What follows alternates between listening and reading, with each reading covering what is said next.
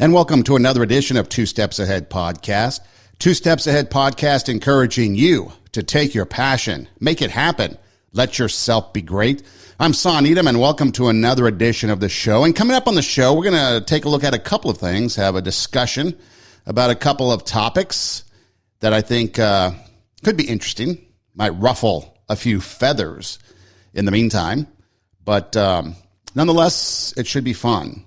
Going to talk about, first off, Jon Stewart had some comments about the National Anthem, so we'll review those and go over that. Also, we lost a couple of iconic actors, and so we'll discuss a little bit of that, pay a little tribute to those that we lost that had a major impact on a lot of our lives, I would imagine, from the entertainment perspective, and we'll delve into that a little bit. But what I want to do is I want to start off and talk about something that I saw online. Now, whenever something pops up online, especially on social media, I don't really take it as 100% accurate to start. I may look at it. I may read the story, for example. And so what I saw was a story about a couple that purchased a blender. The blender arrives. Apparently, they set the blender down momentarily on the floor to maybe make some adjustments. The box, it's still boxed in the box that it came in, so they haven't opened it yet. But they set it down for a moment, and then just like that, one of their cats, one of three, jumps on top of the box. And so they let the cat sit there. Figured they'll go back to the blender later. Well, apparently, as the story goes, the cats would take turns rotating and sit on top of the box, thus not allowing the people, the humans that purchased it, to get the blender because it would disrupt the cats. So the cats would sit there, and I guess this went on for a period of time, a lengthy period of time, maybe a couple weeks even, and the cats would just rotate, sitting on top of this box. Now, at first I thought, okay, as I'm reading the story, what comes to mind are two things. One, just move the cats. You're the human. Just move the cats out of the way and take the blender. But then I also thought, there are people out there that would not infringe upon the rights of the cat to sit on that box. And they would forego the blender for the cats to sit on the box. And so as I continue reading, it turns out that this couple has the smarts, I guess you can say, to realize that, yes, they could move the cat or the cats if they wanted to actually get into it, but they thought it was amusing, and so they wanted to play it out, and so it went for a period of a couple weeks, and then it went from there. But got me thinking, in society today, with all the issues that we have going on, people do put a lot of value on their pets, on animals in general. And do we do it to an extent that it goes beyond what is required? What do I mean by that? So there was a survey, and I heard about this survey years ago, and I'm sure you might have heard of it in some variation or another. But the question was asked, if your pet dog, let's say, was in a situation where, let's say, a bus was coming down the street in some peril, and you only had the choice to save one, either your pet dog or a stranger, a majority of people would pick their pet dog. And so the value of pet life has now superseded that of human life. And there's various research studies out there that have done this. I'm sure, like I've said, you've probably heard of this in some fashion or another. There was another study, and I don't want to rely on that study too much because I couldn't find a whole lot of information about their methodology, but it talked about how when they would pose this question, let's say, I think it started out as a French tourist and your pet, who would you save? And the pet was the predominant person or the predominant object, let's say, that would be saved.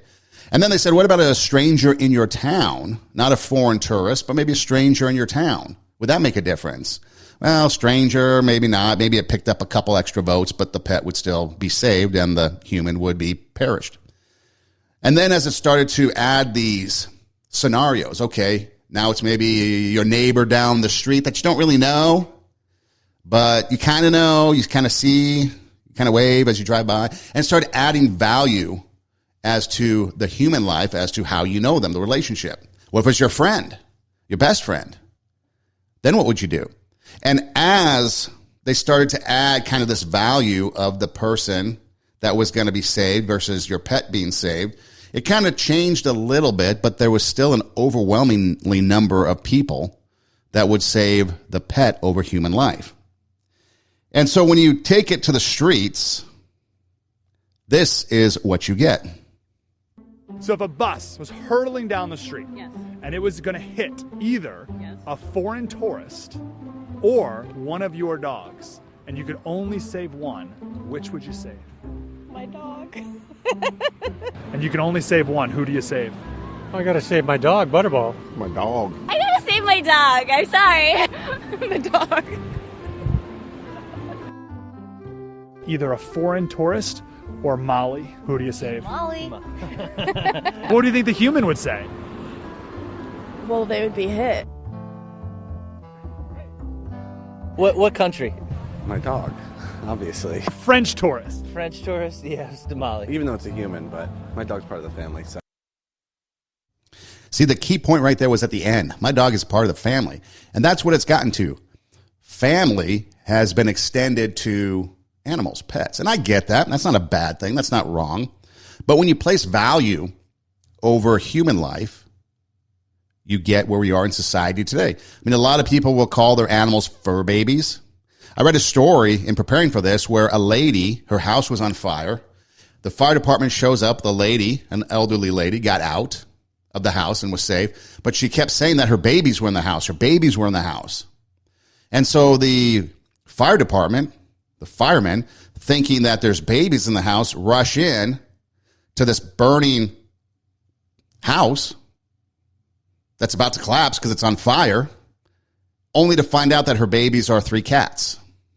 Now, apparently they saved the cats, as the news story goes, but there was some emphasis put on the fact that it wasn't clarified to the fire department that the babies were cats. So at what point then do you jeopardize other people, in this case firemen, firefighters, going into a burning building to try to save babies that turn out to be cats? Now, of course, if you can save the cats' lives, that's fine. I'm not against that. I'm not against saying, oh, we should not have cats and save cats and do away with dogs and all that. But at what point do you value human life over animal life? I mean, there's a lot of stories out there where people will, in the name of animal rights, will do bad things to people. You know, they'll go into these experimental places. You know, there's a big controversy about using animals to kind of experiment on when it comes to different types of vaccines or drugs or, you know, the medical profession, research. You know, research is a big thing that utilizes laboratory rats, for example. And then at what point do you value animals? I mean, laboratory rats, are those okay? Do we get rid of the laboratory rats? And so we say, okay, they can be used, but we can't use chimpanzees, for example. So at what point do we draw the line? And so 2/3 of Americans, on the average, when I was taking a look at all these different studies that were out there, 2/3 of Americans on the average would sit there and save their pet. Now, another poll suggested that 90% of people that do own, let's say, a cat or a dog, you know, some sort of domesticated animal, refer to them as a member of the family. Again, you go back to that fur baby. Do you have fur babies? They allow them to sleep in the bed. How many times have you heard stories or maybe seen it online where you've got the dog owner and the dog owner is going to go to sleep in the dog owner's bed, the human's bed, and it sleeps on this little sliver of a mattress, and the dog has the rest of the king-size bed. And the human will sit there, the person will sit there and try to sleep on the sliver size of mattress and let the dog have the rest of it and then complain about it. Move the dog. I'd have no qualms with moving the dog out of the way. Now, if it was a baby, they put him in the crib. Sometimes babies will sleep in the bed, and you can go on social media and see all those cute baby pictures. Oh, baby's going to bed because it's, mom's time to sleep in the bed, or I need a peaceful night's sleep, or whatever the case may be. So The human, the baby, has a crib, and you will put the baby in the crib to get a good night's sleep, but you won't move the dog. I just find that fascinating. They dress him up. I think it was during Halloween. I think I read that the animal costume, especially like dogs, the Halloween costume business for pets became like a billion-dollar industry or multi-million-dollar industry in the last couple of years because people go out and get these costumes for the pets. Again, no problem with that. But at what point do we start to draw the line with valuing humans versus valuing animals and pets? You know? I mean, thinking about the non-human, which is the pet or the animal, and giving it humanistic qualities. You know, in California, there's a yearly outbreak of wildfires, unfortunately. And every year, animals are involved. You know, animals have to flee the fire. And humans, because we have a natural disposition towards compassion, we might see wildlife and try to rescue wildlife. One story in particular that hit the news was, I guess it was like a rabbit or something. There's some baby rabbits or something on the side of the road, and some people tried to rescue the baby bunnies or something, you know, from the fire. And that's fine. But here's the situation. The wildlife people, you know, the game and fish, the fish and game people, those that are in the know, said you can't intervene because the animals have a way of protecting themselves. The animals have a way of going someplace, getting out of there. Now, sometimes that's not always the case, but when we intervene, sometimes in that wildlife, we intervene and it only causes matters to get worse, even though we have great intentions. How many times is it, you know, you can't touch a baby whatever because it might have human scent and the mom neglects it. You know, that's something that's out there that people believe, but then others will intervene. But we got to remember that animals have instinct too. They know what to do in those situations. But see, so there's some times where we sit there and we will put more emphasis on saving the pet, saving the animal, than we will saving the human. And we'll do that in the name of veganism. Get some radical people out there doing some radical things, causing injury to people to save the animals. There was another montage that I was going to play, but this montage was a lot better. But it was talking about how they asked a girl about that. Would you save the human or the animal? And she said she would save the human only because it would give that human an opportunity to go save more animals. So it wasn't even valuing the human life. It was valuing animal life, and you would save the human so the human could go save more lives. So how have we gotten this far? Where have we come to? How has it gotten to the point when humans have become devalued or have the equal value of animals? Our secular post-Judeo-Christian society has rendered human beings less significant than at any time in Western history. First, the secular denial that human beings are created in God's image has led to humans increasingly being equated with animals. That's why, over the course of 30 years of asking high school and college students if they would first try to save their dog or a stranger, 2/3 have always voted against the person. They either don't know what they would do, or they actually vote for the dog. And many adults now vote similarly. Why? There are two reasons. One is that with the denial of the authority of higher values, such as religious teachings, people increasingly make moral decisions on the basis of how they feel. And since just about everybody feels more for their dog than for a stranger, many people simply choose the dog. The other reason is that once you get rid of Judeo-Christian values, there's no reason for elevating human worth over that of an animal. So that could be one possibility as to why we have arrived to where we're at. I mean, think about it. When we devalue humans, we look at them less. Our feelings towards other things increase, like maybe our pet. But when we start to devalue human life, and we look at them as non-human objects, there's numerous examples in history where this has taken place. I mean, think of the Holocaust. 6 million Jews being slaughtered by the Nazi regime in those concentration camps. Think about other genocides that have gone on. How many times we hear about genocides going on, let's say, in the continent of Africa? where one sect or one group of people, one tribe, one religious belief, they think they're superior over the others, so they go in and they slaughter them. I mean, the Chinese, they have all those Uyghur people that they've rounded up and put in concentration camps. They devalue that human life. Well, what about the unborn baby? Millions and millions and millions of abortions are done worldwide every year. And people equate that with abortion rights. And every time you talk to them about abortion rights, they talk about the baby being a non-human. They devalue that. And they value the right to choose over the value of life. What about political things such as Abu Dhabi, the jail? Remember back during the Gulf War? And the U.S. soldiers were dehumanizing the prisoners. They devalued life. What about things closer to home, like sex trafficking? Turning young women, maybe young boys, whoever's being sex trafficked, into an object, into a dollar value, and not a person. What about your neighbor that you fight with? Or what about the homeless guy or the homeless woman that you drive by all the time? Some issues are more complex. We've always said on this show that there's not one size solution that fits all problems. But we can start with us. We can start with the way we handle things and the way we do things. We might not always give money to the person panhandling, but maybe we give them a smile, a hi. Maybe we value that human life.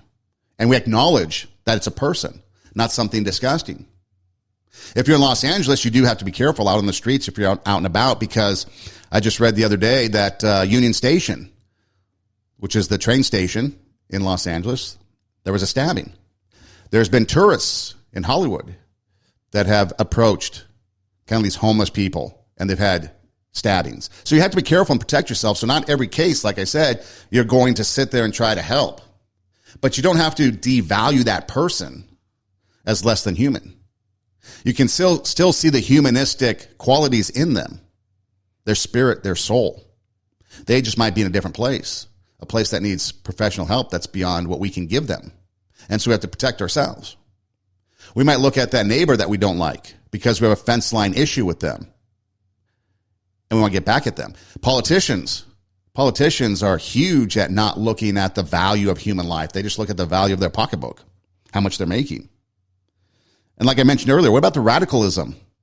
In the name of saving a life, an animal life, we're going to take the lives of humans, or we're going to do something. I remember a story one time, actually two stories. The first one, I tried to find the audio for it because I thought it'd be really funny to play, but I couldn't. It was a news story. There was a news reporter on location at a grocery store, and they were protesting, I guess. Oh, no, I take it back. They weren't protesting the grocery store. They were at a meat processing plant where you kill the animals and make the meat. And they were protesting it. And they asked the lady why they were protesting, and she said because cruelty to animals, we don't want, and so that's fine. But then they said, okay, where should people get their food, like their chicken, their meat, and stuff like that? And she looked at the reporter with the straightest of face and said, people should go to the grocery store and get their food. Completely oblivious to how the food gets to the grocery store. But again, or how about this story back in 2016? Maybe you remember this. In Cincinnati, at the Cincinnati Zoo, a little boy fell into the gorilla pen. And the gorilla, a 17-year-old silverback, which is kind of a rare type of gorilla, might even be an endangered species, went by the name of Harambe, snatched the boy, kind of dragged him across the pen, then kind of stood over the young boy. Now, there was a debate as to whether or not the gorilla was protecting the boy or going to squash the boy. So the zookeeper and the people that make those decisions decided that Harambe had to go down in the name of protecting the young boy, valuing human life over the animal life. And a lot of people are outraged. Some said, why don't you just use a tranquilizer? Sounds reasonable. But apparently a tranquilizer would take about 15 minutes, 10 to 15 minutes to work. And within that 10, 15 minutes, the boy could get squashed. And so Harambe, unfortunately, had to be put down to save the life of a boy, but all the animal rights activists became outraged over it. And I get that. I understand that. But again, why or how, I guess is the question, did we get to the point where we value human life, or we take the value of human life, compare it to the value of animal life, and we choose animal life as more precious? Now, you can go on and on with all kinds of scenarios, all kinds of craziness out there. And people do that. You know, everyone gets crazy to their end to try to prove their point. But when it comes down to it, would you save your pet or a complete stranger if you had to save one person? What if it was a friend of yours versus your pet? Who would you save? Does that change the value of that equation? Or are you going to continue to save your pet like the people in the audio that we played? You know, when it comes down to it, animals and pets, they do deserve to be treated with respect. I mean, after all, if you want to go back to what Dennis Prager was saying in the clip about human life having dominion over the planet, we need to take care of it. We need to take care of the animals. We don't need to needlessly waste our time destroying the very thing that we live on. We need to take care of it. You know, how many times do you look at a TV show and you see things like maybe Hoarders or shows like that, and you cringe because you see the people living and dwelling in a place that's disgusting. So sure, we want to take care of the planet. Sure, we want to take care of the animals. It's okay to have pets. It's okay to treat pets, I guess, if you want, as a fur baby or as a member of the family. But at what point does it become an obsession that it takes away from their very human value, and you're going to start putting value on animals over humans? I guess it's a question you have to ask yourself. For me, I would pick the human life. As sad as that may be to some of you, I would pick human life because I value human life over animal life. I would shoot the gorilla to save the boy. It's an unfortunate situation. You can argue all kinds of things. How did the boy fall in the pen? Was the pen set up properly? Was there safety measures? What were the parents doing? So yeah, there's a lot of responsibility that went into that whole thing, or lack of responsibility that went into that scenario. But I think ultimately the decision that was made was the correct one. You want to save human life. And anytime you have a chance to save human life. I mean, it's fascinating. Like, just take a look at this whole mask thing that we've been going on and the vaccines and stuff.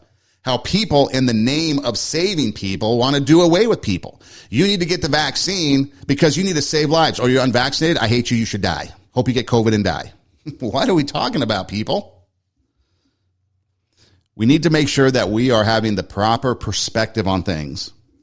And until we do, there's going to be a lot of issues out there that we can't handle. And there's going to be a lot of issues out there that's going to continue to cause strife and division. Have your pet. Call them your fur baby. Dress them up for Halloween. Let them sleep on a king-size bed. You sleep on the little sliver of mattress that the dog gets you. Let your cat sit on top of a blender box forever. That's fine. But if it comes down to it, do you value your pet over someone else's life? And that's something that you will have to decide. So recently, Jon Stewart came out and he said that playing the national anthem before sporting events is a weird tradition. Is it? Maybe. Here's what he had to say about the matter. You know, I've always thought about when Kaepernick took the knee and the whole thing was like, you got to stand for the anthem. But like, why is that? That when the anthem comes on, you only have to stand if you're there. But the transitive principle through the television, if it's through the television, you can do whatever the you want. If you're at the stadium, there's like a whole regimen that you have to go through. So that's what Jon Stewart had to say, and yeah, maybe it has some validity. I don't know. But it comes down to it is the fact that if you're at home and the national anthem plays, you could stand if you wanted to. There are some customs and traditions, like if you're actually in the field of play, the arena, the stadium, and the national anthem plays, that's when you're supposed to stand at attention. If you're outside of it, where you can't see the flag, basically it comes down to seeing the flag, from what I understand. But again, everybody has different traditions. A lot of people I know in arenas that I've gone to, when you're outside in the concourse and the national anthem plays, stops, stands at attention, or gives respect to the national anthem. There's some people at home that will stop because to some people, the national anthem means more than it does to other people. We talk about value of human life, the value of that flag. If you fought for that flag, if you bled on foreign shores for that flag, to give people the right, like Jon Stewart, to say what he said, that flag's going to mean something. Do you think the flag at Iwo Jima meant something to those soldiers that put it up there? Do you think the flag for people that fought on foreign shores across the world over the years, you think that flag means something to them? But then for the rest of us, it's just something that we do. I mean, I don't even think we do the Pledge of Allegiance. I know there's some school districts and some states that do the Pledge of Allegiance every day. I think that's pretty cool. Other places, they don't, for whatever reason. But what's the problem with it, Jon Stewart? Why is it weird? Do you know the history as to how it started? Is it causing anybody harm? Sure, we had the whole Colin Kaepernick thing, taking a knee. But what does playing the national anthem, what harm does it cause? And again, it goes back to the history. So do you know the history of the Star-Spangled Banner, which has become the national anthem? If not, let's take a little trip down memory lane, a little stroll through history class, and find out the history of the Star-Spangled Banner. The Star-Spangled Banner is the national anthem of the United States of America. This familiar song has a long and interesting history dating back more than 200 years to September of 1814. The new United States of America, barely more than 20 years old, was at war once more with Great Britain, in a war called simply the War of 1812. War had been raging for more than a year and a half when a young American lawyer named Francis Scott Key was sent to a British ship, the HMS Minden, to negotiate the release of some American prisoners. The negotiations took a long time, and because Key had heard the British planning an attack on Baltimore, Maryland, they wouldn't let him go until after the battle.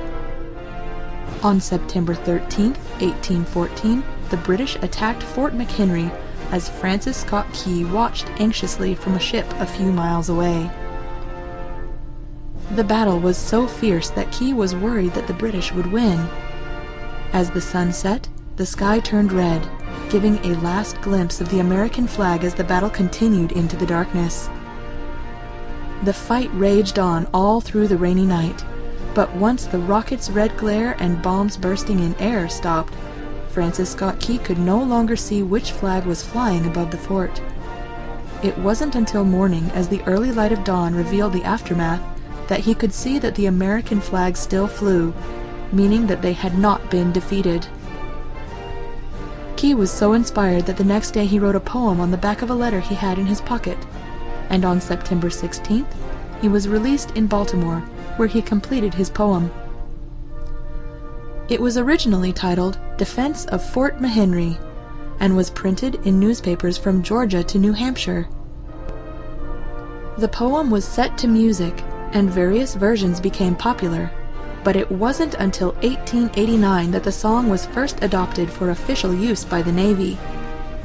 In 1916, President Woodrow Wilson ordered that the Star-Spangled Banner should be played at military occasions, and President Herbert Hoover signed the bill that officially adopted it as the national anthem on March 4th, 1931. So there's a little bit of history behind the Star-Spangled Banner, which became the national anthem in 1931. So you have Francis Scott Key, lawyer, and he's going to go negotiate the release of prisoners during the American Revolution. Well, he finds out about some plans about the British going to attack Baltimore. They don't let him go, so he's stuck. So basically what it is, it's a poem about what he saw and witnessed in a particular event in history, an important event in history.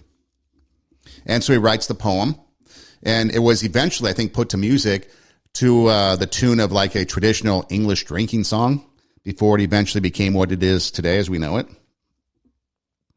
And so the history behind it is pretty fascinating if you think about it. And it's actually 4 verses. We only know the first one, but there's 4 verses to it, so you can check it out if you want, do your own research and look at it. But that's the history of the national anthem, the Star-Spangled Banner. 1916, actually the 1800s, then 1916, in more of a modern history, it was going to be used as a song that's going to be played at military events.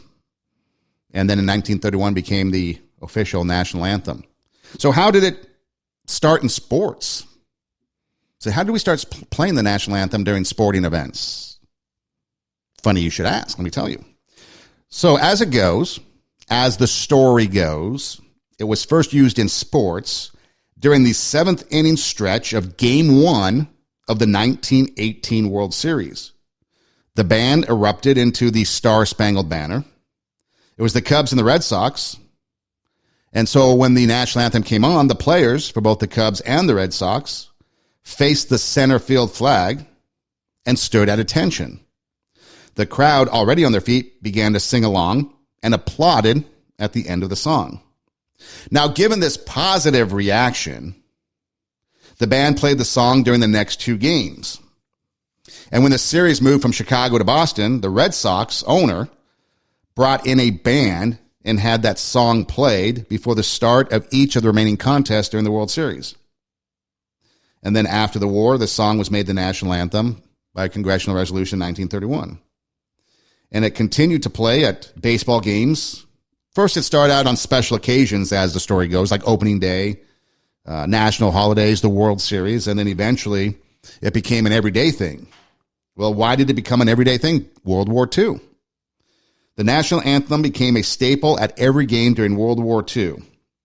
Baseball games became a venue for large-scale displays of patriotism. And with technological advances in the public system, the public address system, this allowed the song to be played without a band. The Star-Spangled Banner was played before games throughout the course of the war, and by the time the war was over, the pregame singing of the national anthem had become cemented as a baseball ritual, and it spread to other sports. So that's the genesis of how the national anthem got started in sports. Back in 1918, just the band randomly played it, and the players for the Cubs and the Red Sox stood at attention. The fans started to sing along and then applaud. See, there was a spirit of patriotism back then. World War I, World War II, going through some difficult times. And there's a sense of patriotism, and the national anthem represented that patriotism that people liked. And it was a hit. Now, if it wasn't successful, if it wasn't a hit, obviously people would have stopped playing it. But it became a big hit and became a part of baseball lore. And then it spread to other sports. And then becomes a huge controversy at some point. Becomes a point of emphasis for taking a knee. People call it racist, white supremacist. I would ask you this, knowing that history that I just played, and you can go do your own research. Here's a poem that a guy who went to free some prisoners from the British was basically taken captive himself for a while, witnesses an event, writes a poem about said event, and it gets published. A news story, really. He writes a poem, but it becomes a news story, an eyewitness account of kind of what went down at Fort McHenry. Then it goes from there, and it spreads. And it takes on a life of its own. It's used as a part of patriotism during World War II, World War I. It becomes a mainstay during baseball games because of that.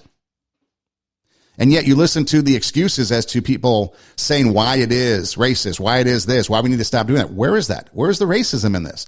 They start to point to the guy that wrote it, or they start to point to things that it represented. That's not what this was about originally. How you intend to use something is different from the origins of something. We've talked about it before in the show, the swastika from Nazi Germany, World War II. A sign, a symbol that now represents hate. Okay? Originally, it started out prior to the Nazi use of that swastika as an Indian peace symbol. So Nazi Germany took something that was represented peace, and now it became a symbol for hatred. So the origins and the intent, or the original intent, are one thing. How people use it are another thing. You can look at the cross. A lot of people use the cross as a religious symbol. Other people have used it for other things. You can look at the Star of David. People use it for an imagery of one thing. Others have used it for others. Okay, there's a lot of things that the intent behind something and then how it is eventually used are two different things. But so when you're out there and you have these debates, the first thing you should know, or I should say the first thing you should do, is educate yourself on the history of it. So why is this weird, Jon Stewart? It's fascinating. It's a part of American history, how this thing started. And so, yeah, so people today, you got people from all different countries coming over here. You got a lot of immigrants coming over here. So maybe they don't care about the national anthem because it's not their country. It's not their country of origin. Maybe they haven't adopted American patriotism yet, and so they don't care. There's arguments about other countries that don't play it, like Premier League soccer, and other countries don't play it. Well, they do at the Olympics. When someone wins the gold medal, they're playing the national anthem. But so what? Nobody else is doing it. Doesn't that make America that much more unique and special? Because we're not doing everything the rest of the world is doing? See, I find it okay that we play it. I think what's more important is that we remember not only the history. I mean, think about all the wars that have gone on. World War I, World War II. That's the main point of this story for the national anthem. But think about the American Revolution. And then you have the Civil War in there. And then you have the Korean War. And then you have Vietnam. And then you have 20 years or whatever it is of Gulf War, Afghanistan. People have fought, bled, and died under the cover of that flag, so that someone like Jon Stewart can sit there and have the freedom to say what he wants about the flag. I mean, the Olympics are taking place in China shortly, and everybody is recommending that the athletes use burner phones. There's concern about the security and safety of athletes going to China because of things that you might say, things that you might take part in. That's not freedom. Look at all the other countries where there's no freedom to say and do some of the things that people say and do. The people that say and do things that say the flag is racist, it represents white supremacy, try saying something like that in China and see what happens to you. Not very good. And so when you take a look at this thing, whatever your opinion is, whatever you think of playing the national anthem before a sporting event, I would first off ask yourself where you're at, because depending on where you are in this country, it's going to change your perception on things. If you're in the heart of America, the heartland of America, mostly between the Appalachians and the Rockies, the national anthem is pretty prominent. American patriotism exists pretty prominently. On the coast, not so much. Living in LA, don't see it too much. See it, the Dodger games and Kings games and stuff like that, but at the local levels, not so much. It's still there, but it's not as rampant as other places. What's your background? What's your nationality? Where do you come from? That might influence. Who do you listen to? Who are the people that are feeding you information? Is that affecting how you think towards it? Because that's the big thing. The big thing is a lot of people don't know about something. They're just told. And we know from social media, doing shows on social media, that misinformation spreads 6 times faster via Twitter than any place else. And I'm sure with the rise of TikTok and places like that, a lot of information, misinformation getting thrown out there. So who are you going to listen to? So as you sit there and you go and listen to the national anthem being played and you hear people talk about it and you hear people have conversation about it, know the history. Know the history of where it came from. Know what it was about and the evolution of how it came into play. And you might have a better understanding of what the national anthem means and represents to people that have fought, bled, and died for it, so that you can say whatever you want about it and have freedom to do so. As we start the new year, unfortunately, there are a couple of people, iconic actors, that are no longer with us. Betty White being one of them. She passed away at the age of 99. She was the recipient of 8 Emmy Awards in various categories, 3 American Comedy Awards, 3 Screen Actor Guild Awards, a Grammy. She has a star in the Hollywood Walk of Fame and was inducted into the Television Hall of Fame in 1995. She was on Match Game. I used to watch Match Game. on the Game Show Network. She was on there for a while. Golden Girls might have been one of the areas that, or one of her bodies of work, I guess you could say, that presented her to a younger generation and got a whole new group of people liking her and following her. Hot in Cleveland might have been another one. A movie like The Proposal with Sandra Bullock, Ryan Reynolds. So she's done a lot of iconic things, and she's been able to find things during different parts of her life that have introduced herself to a whole new realm of people. I think that's why she became so beloved. But Golden Girls was one that I guess a lot of people really started to kind of recognize her, like a new generation of people. And so I thought it'd be fun to play maybe some of the greatest or the better moments of Betty White on Golden Girls. And she was Rose on Golden Girls. Someone was actually able to deceive me once. Do tell, Rose. St. Olaf's most famous OBMAG. What's that? Obstetrician magician. The amazing Shapiro. He delivered Bridget. But it was so confusing. It's a girl. Now it's a dove. Now it's a glass of milk. I don't know how he got her in that deck of cards. But there she was, right after the King of Hearts. Is this your baby? Miles is my dancing partner at the ballroom. Oh, yes, and tonight, we were the king and queen of the rumba. Olay. I made dessert. Damn. What'd you say, Blanche? Yum, I said yum. Rose, is this another one of those Scandinavian Viking concoctions? Yes. It's called Gnurkenflöten cake. It's an ancient recipe, but I Americanized it. Yeah, so one might say you brought Geflurkenerken into the 80s? Yes, but I'm not one to blow my own Beethovenflügel. I can't even reach mine. I knew I never should have gotten involved in this mother-daughter pageant. I just wish I'd known how to say no to it. I know what you mean. I should have said no to the Miss St. Olaf beauty pageant. It was 1951. That was the first year they let humans enter, too.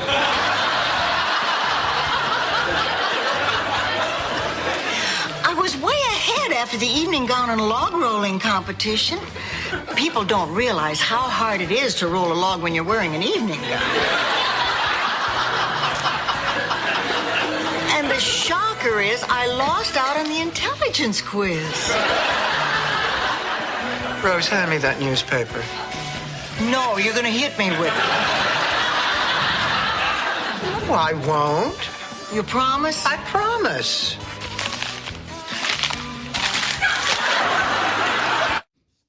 So a little taste of Betty White there and the Golden Girls age and how different from the 80s to today, people in their 50s, 55, 60, retirement, doing things differently than what the Golden Girls did. But Betty White, an icon, 99, spanning the years, and she was always humble. That was the other thing that we can learn from her is, first, she was talented, but she was humble.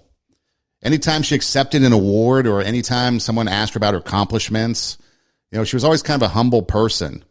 And I think we've lost that today. A lot of people in this narcissistic world, me first, but she was putting other people first. You know, she was out there helping the animals. We talked about animals earlier and the value of animal life. Betty White was somebody that loved animals. She said she'd be a zookeeper or maybe working with animals if she wasn't an actress. And so it's okay to love those animals. It's okay to love Betty White. It's okay to mix the two. But when you look at what she's accomplished and what the impact she's had on a lot of people, it's pretty amazing.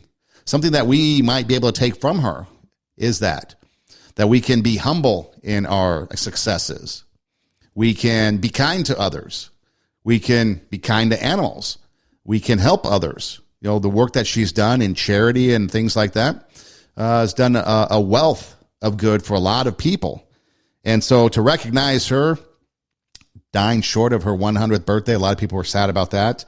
But she lived a long life, and benefited a lot of people, helped out a lot of people, and I think it's something that we can all learn from. We might not achieve her accolades in the public eye, but in our communities, in our neighborhoods, the people around us, we could probably get our stars on their walk of fames or be inducted into those persons' individual hall of fames just by the way we treat them, by the way we value them, by the way we look at them and give them worth and do what we can to impact their lives for the benefit. Take that greatness within us and bring it out and raise the standard so that others around us then raise the standard. The other person that we lost was Bob Saget.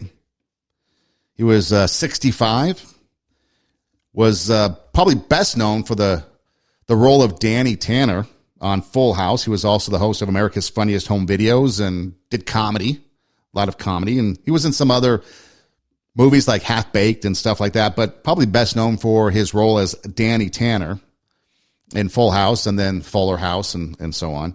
But here's a clip that I want to play that pretty much embodies what Danny Tanner was about and the reason why the character became so real to people. You know, a TV dad became one of the greatest TV dads. A lot of people looked up to Danny Tanner, even though a fictitious character, but because I think it was the sincerity behind Bob Saget that he brought. It was like Bob Saget believed in the things that he was sharing with his TV daughters on the show. And this clip is one in particular. DJ, we have to talk. You don't understand. I don't like the way I look. I want to look like these models. Why? Because they're beautiful. Well, so are you. Oh, yeah? Well, show me one girl in here with this round face and these Charlie Brown cheeks. Honey, people come in all different shapes and sizes. Everybody wishes they could change something about themselves. Heck, when I was a kid, I wished I could have been more like that guy on The Incredible Hulk. You want to be a big green monster with muscles? No, not him, the other guy, the guy that turned into the Hulk. He was just nice and average. He wasn't too tall, wasn't too skinny. He didn't stick out like I thought I did. Then I realized he didn't have it so easy either. Every time he lost his temper, he had to buy a new shirt. Well, you made me smile, but there's still no way I'm wearing a bathing suit in front of my friends. Okay. Let me ask you a question. Why do you like your friends? Because they're nice and we have fun together and we do stuff for each other. Not because they all look like models. No. Maybe that's because deep down inside you know that how a person looks on the outside isn't nearly as important as who they are on the inside. Right? Right. A life lesson that we can all learn. And because of his sincerity, and because I really believe he meant those type of things that he was saying on the show, it came across and a lot of people would listen and take those lessons, becoming one of the all-time greatest TV dads. I think back over some of the shows and TV dads I watched. Now, fortunately for me, and it's a topic we're going to get into in another episode, but fatherhood and dads. Fortunately, I had a great dad that was in my life the entire time. He was there coaching baseball. He worked hard, taught me a lot of values, a lot of ethics. I did a show with him recently about his time in Vietnam, and it's a couple episodes back. You can go to radiowarp.com, and you can see and listen to the episode. You can learn a lot from that episode, too. But some of the TV dads, you think about it, there's a lot of people out there that did not have fathers growing up, and they would have TV, and they would watch television shows. And the TV dads kind of, I don't want to say became surrogate dads, but a lot of people look to these TV dads for influence. And I think back to some of the ones growing up. You had like Charles Ingalls from Little House on the Prairie. I know some of you might not know what that is, but it was portrayed by Michael Landon. And again, all these fathers were teaching life lessons about honesty, integrity, being a good person, doing the right thing, raising the standard, bringing out your inner greatness, helping others. You know, Charles Ingalls' Little House on the Prairie was probably one of the first TV shows that I watched. I read the books and then started watching the show. You think about Mike Brady from the Brady Bunch, more of a comedic show, but still the values, the lessons that were being taught through that comedy were still of those: honesty, integrity, doing the right thing. You think of Philip Drummond from Different Strokes, you know, Conrad Bain portraying Philip Drummond, and the lessons that were taught and learned in there. And at the time, it was probably pretty controversial. You had a white father adopting two black kids, and a lot of lessons to be learned. If you've never seen the show, look for it, find it, because it's a funny show. Gary Coleman and Todd Bridges, Dana Plato. And so, again, just another dad that was out there growing up that people would watch. What about Howard Cunningham from Happy Days, portrayed by Tom Bosley? Or even go way back to the black and white days of TV. Andy Taylor from the Andy Griffith Show, portrayed by Andy Griffith. You know, so there's a lot of dads out there on TV, and there's some more modern ones too, I'm sure. I just don't watch a lot of TV anymore. But they taught the lessons of life. Now we get people like Homer Simpson and Al Bundy. Probably not the most, or probably not the best example of parenthood, fatherhood. But I know it's comedy. I know it's TV. But again, the importance of fathers is a big one. Having an absent father can cause all kinds of issues for people growing up. And again, we're going to delve into it a little bit more in another episode. But in case you don't notice or you don't realize the impact, I found this poem that was put out there that kind of describes exactly what it's like for some of these kids growing up without a father. When's the last time you heard a poem about an absent father? And if you can recall the answer to that question easily, well, that's the problem. That's why many of us ran into the warm arms of poetry. Why many of us found life within the boundaries of a page, of a space, of a blank array to create the man we wanted to know.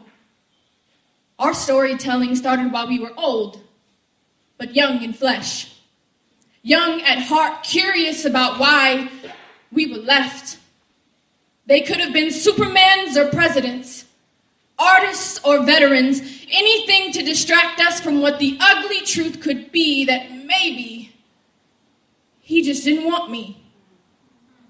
So we wrote, and we wrote, until lies became truths and planks of wood became boats, became the tool that kept us afloat to survive within this beautiful lie, to protect us from the storms that our mothers hated to hide, pulling back the wool over our eyes, trying to show us that this is simply life.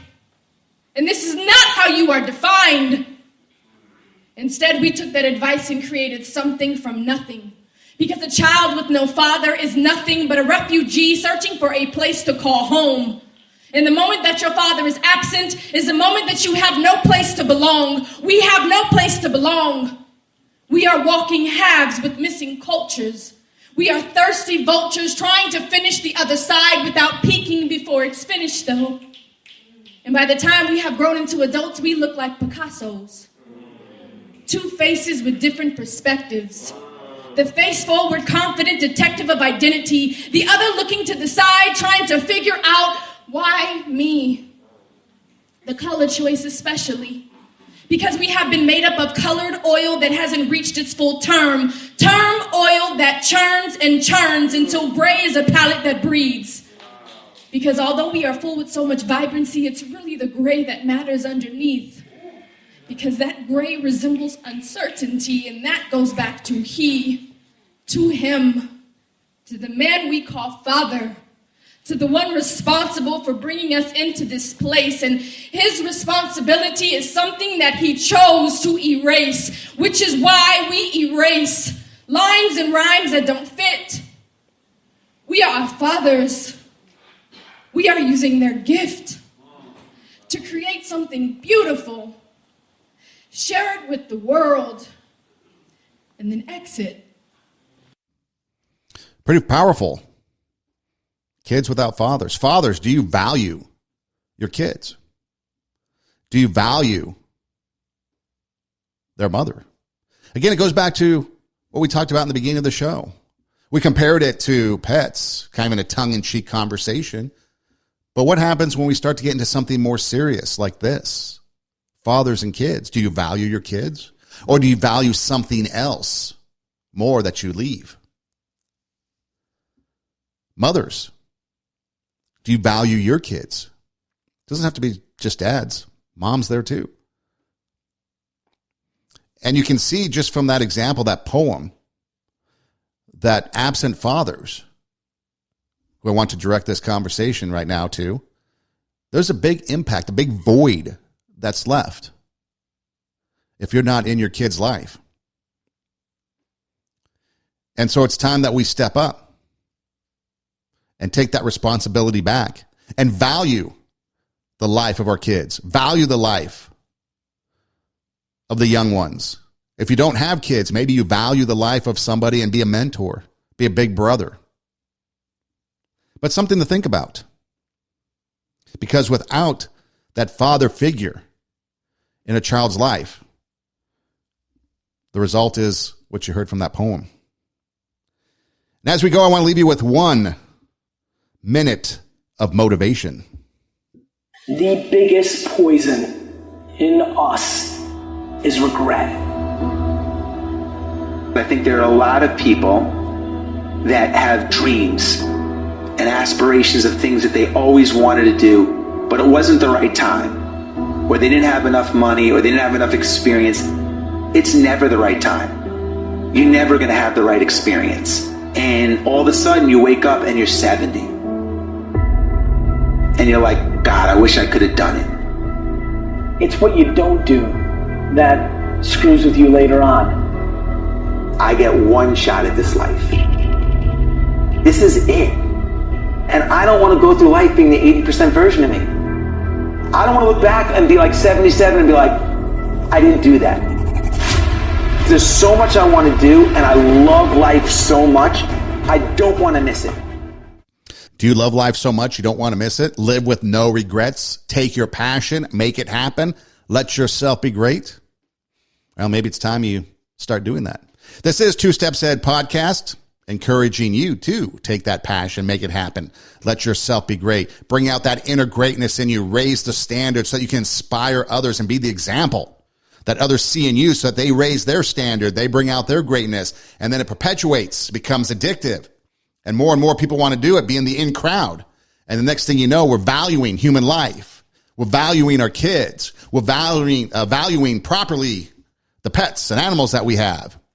And we work together to have a harmonious world that we live in, so we can make things better for everybody. You can find us on Instagram.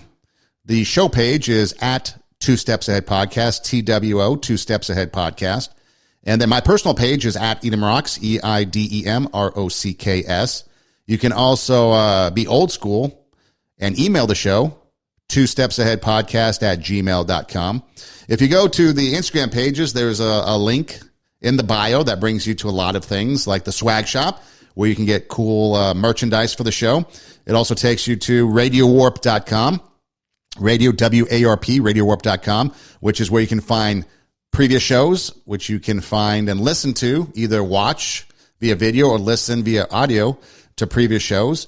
You can go to our YouTube page, subscribe to our YouTube page, our SoundCloud page, and never miss a show. You can download the audio from our SoundCloud and take it with you. We're also anywhere you listen to podcasts. So if you have a favorite platform like Spotify or Apple Podcasts, etc., we're there. Or you can just Google TWO, Two Steps Ahead Podcast, and we show up. But radiowarp.com is the best place to go to find out about all things Two Steps Ahead Podcast. That's radiowarp.com. Hey, thanks for being with us. We appreciate it. Do tell a friend if you think this would benefit somebody. Pass it along. We'd greatly appreciate it. And until next time, Two Steps Ahead Podcast, encouraging you to take your passion, make it happen, and let yourself be great.